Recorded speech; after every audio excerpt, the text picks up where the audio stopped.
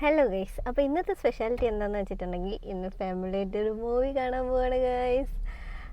കുറച്ച് ദിവസമായി റിലീസായിട്ട് സൂക്ഷ്മദർശിനി.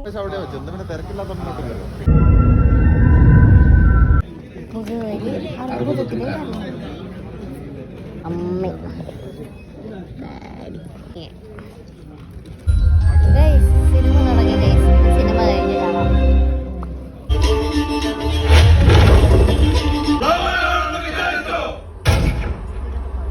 ഫയർ എന്നല്ലേ?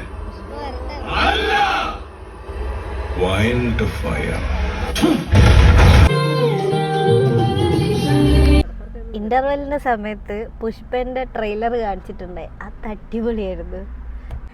നാസറിന്റെ ഈ ഒരു കോമഡി അല്ലെങ്കിൽ ആ ഒരു ചൈൽഡിഷ് ക്യാരക്ടർ വിട്ടിട്ട് ഭയങ്കര മെച്ചുവേർഡായിട്ട് തകർത്ത് അഭിനയിച്ചിട്ടുണ്ട്.